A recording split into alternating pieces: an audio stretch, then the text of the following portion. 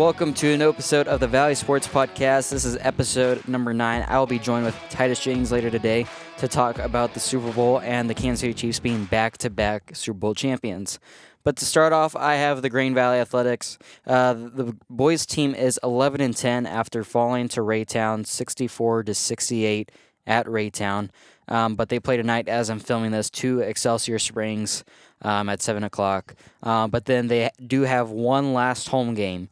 That'll be on February 16th against Belton at 7 p.m.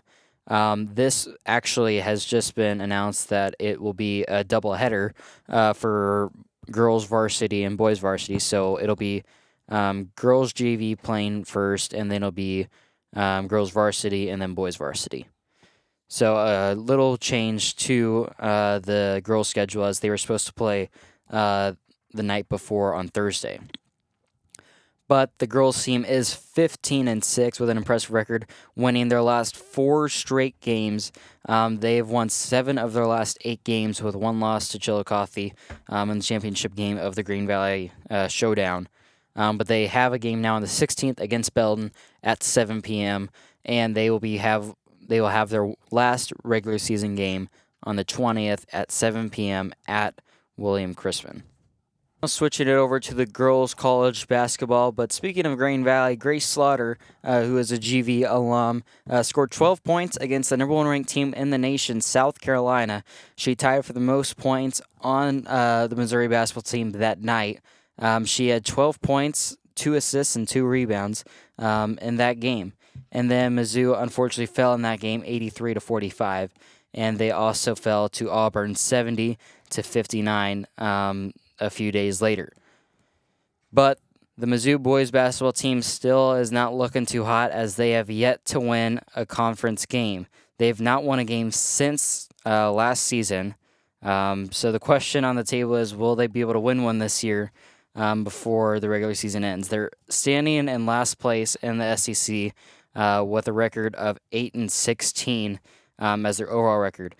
But they do have some games that they could win, but a lot of tough games upcoming on their schedule. They have Ole Miss on Saturday, then they have number 8 ranked Tennessee, and then they have Arkansas, which is their one winnable game for us this month, and then they have Florida at Florida. So 4 really tough games for Mizzou coming up, but then they'll have to play Ole Miss again at home, and then play number 13 Auburn, and then play LSU. So the schedule is not working out in Missouri's basketball favor, but surely they're going to be able to win at some point, because I don't think there's been a team that's gone winless in the SEC in basketball for a while now. And it also has been looking so hot for Kansas basketball.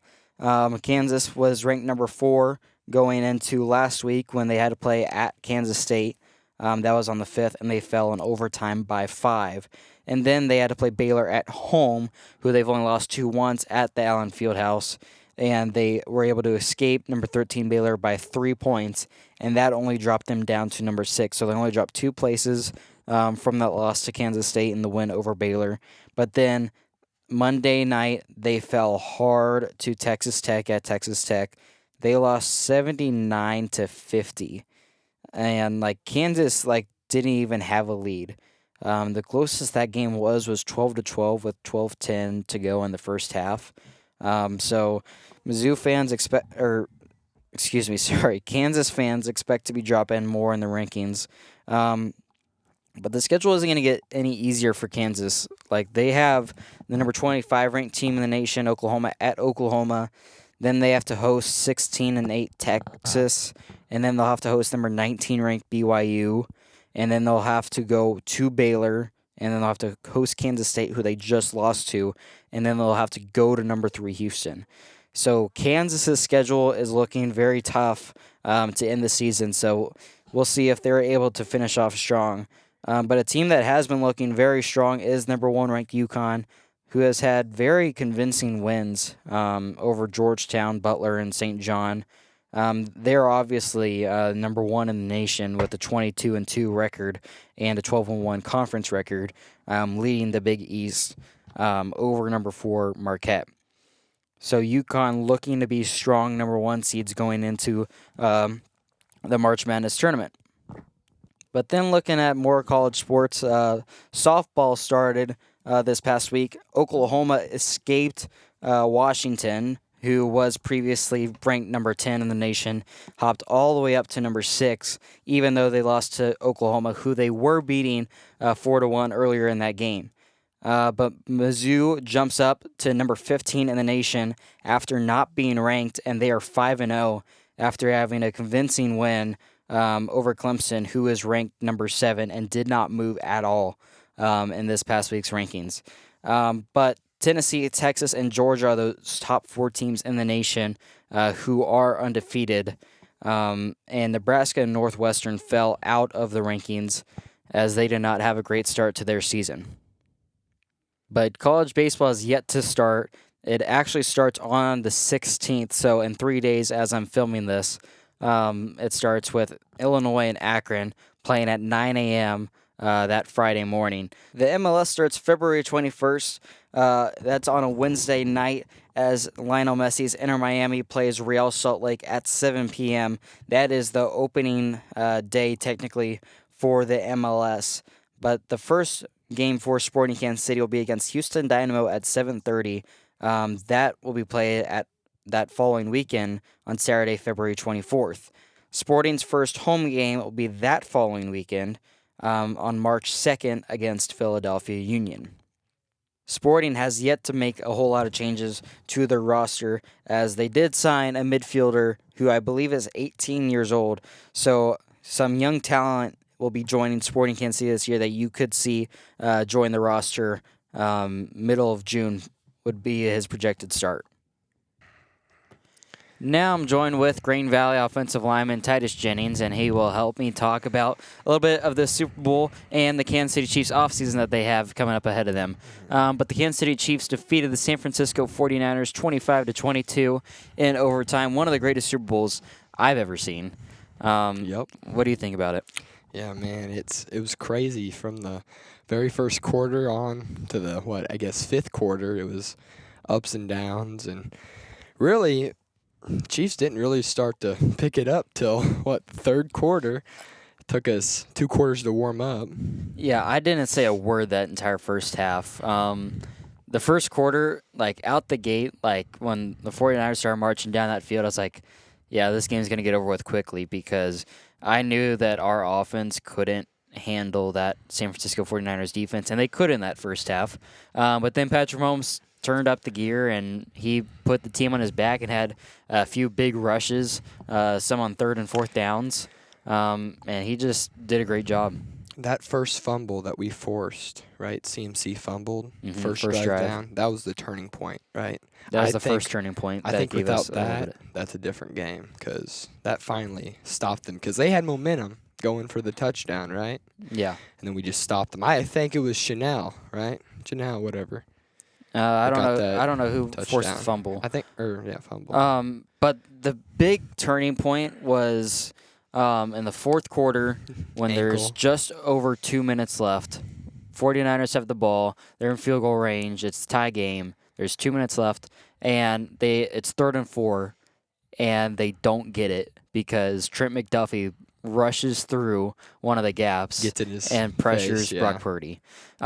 If they get that, that's a couple runs, and it's a field goal, and the game's over. 49ers win. But I think, was it maybe after that where they punted the ball and it hit off one of their guys' ankles? Yeah, that was in the third quarter, I believe. That's whenever I thought we might have a chance. We might actually have a chance. I didn't know it hit off his ankle until the replay 1 in the morning. Oh, when I rewatched on SportsCenter, because I had no idea why he would pick it up. I thought that he was just trying to return it. I didn't know it hit off his ankle. I thought it hit off his ankle and then actually the other person's fingers too. Well, yeah, it hit off the first guy's ankle, and then the returner tried to pick it up, but he just couldn't.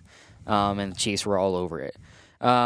But the 49ers did have a trick play though that should not have been legal because there was an illegal man downfield by about 10 yards for San Francisco.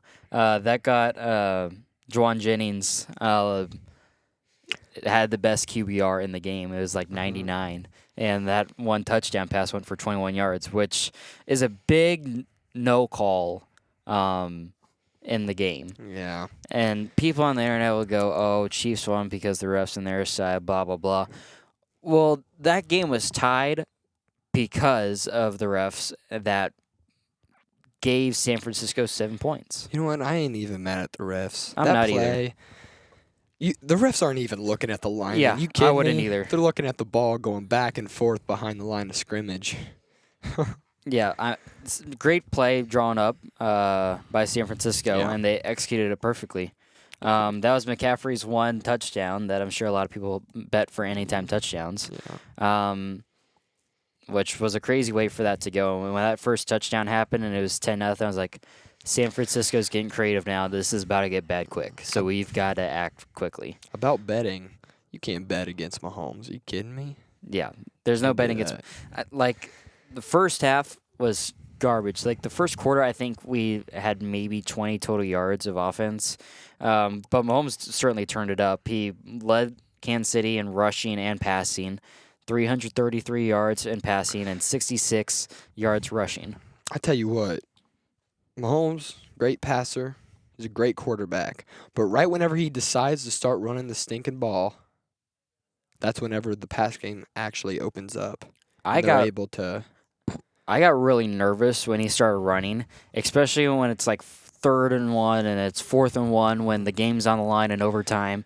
And it was a great play drawn up by Andy Reid. It was early in overtime. It was our first drive, and it was 4th and 1 quickly. And Mahomes just turned around, ran it, and got like 7 yards. Yeah, for there was one play, I forgot when it was, but they go play fake to Edwards-Helaire, and then he just tucks it and runs for the first down. I thought that was an excellent drawn-up play because they could see Bosa sucking in, watching the running back, which you're not really supposed to do. You're supposed to watch the ball. Yeah.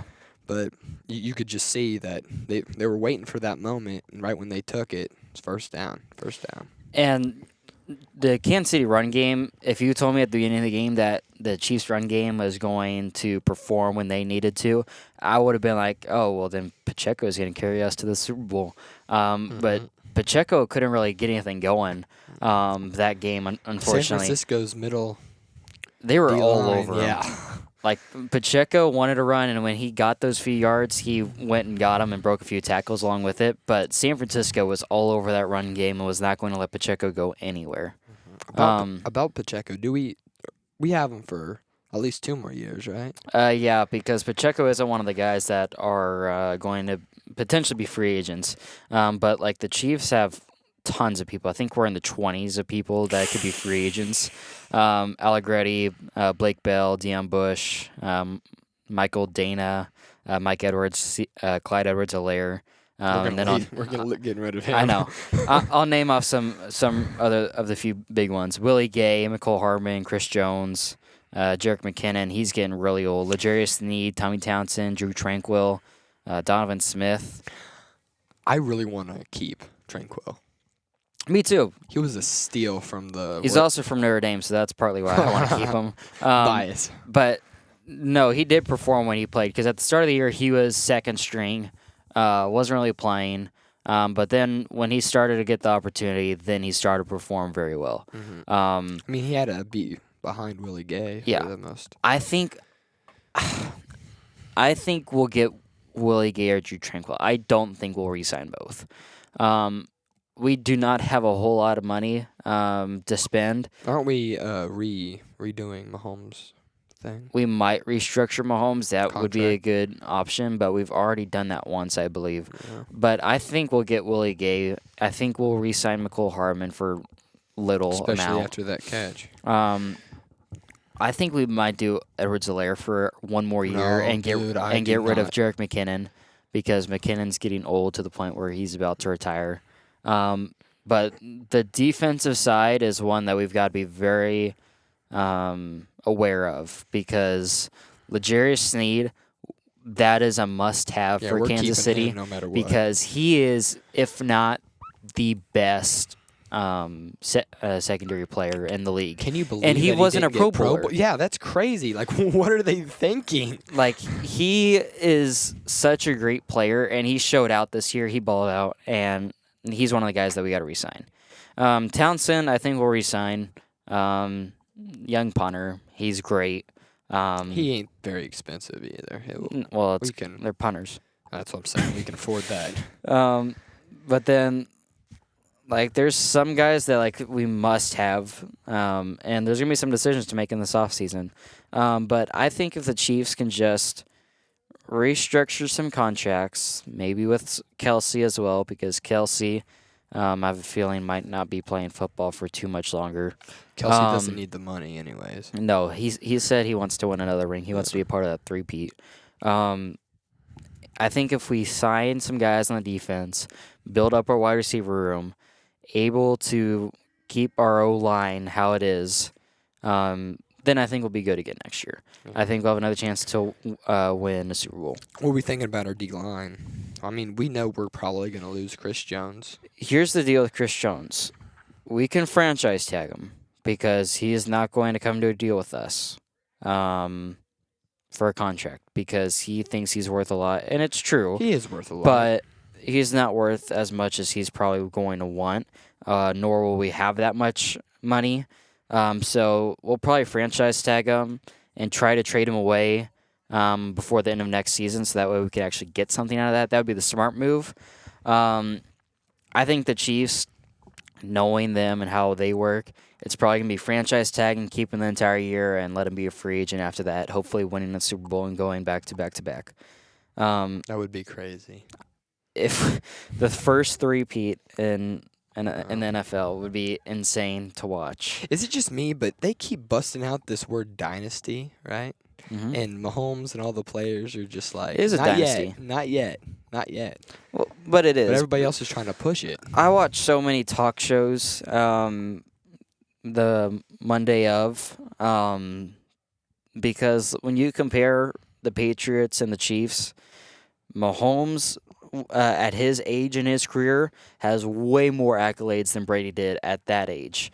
And the Kansas City Chiefs and the Patriots with both of their back-to-backs have the exact same division wins, conference appearances, Super Bowl wins. Like those two comparisons of those two dynasties now are so similar, but the Chiefs barely edge them. Mm-hmm. But like watching the Chiefs, you're like, it's hard to like think that this is actually working because like you got to think. We didn't have any wide receivers at the start of this year. Yeah, last year we had Juju Smith-Schuster as our wide receiver one, and we had Kadarius Toney, who was a rookie receiver that we got out of New York that nobody thought was any good, that went for a crazy punt return. Like the Chiefs team just knows how to get things done. You gotta give something to those coaches. They gotta be doing something crazy. Spagnuolo might be able to get another opportunity at head coach. Matt Nagy will probably stay a coordinator for his entire career. I'm hoping that we can get Eric Bieniemy because Bieniemy has shown signs of possibly coming back. I saw one thing that is saying that no assistant coach has ever been in the Hall of Fame. And Spagnuolo could be that guy because he's the only I can't remember if he's the only offensive and defensive coordinator to win a Super Bowl, or if he's like the only like offensive defensive coordinator to win back-to-back. But if I was Spags, I would stay with Kansas City. I would for one more year to try the 3P. If it doesn't work out, or even if it does, then I would probably leave after that. If I were him, but I would want to try that 3P. Absolutely, of course. But there's just such a big opportunity for him at head coach. And especially with like so many head coaching jobs opening up, but you see like legendary coaches like Pete Carroll and Bill Belichick that still are out of jobs because for some reason they won't get hired by these NFL teams. Mm-hmm. So now it'll be interesting to see like what becomes of Kansas City this offseason. It's definitely going to be an interesting offseason.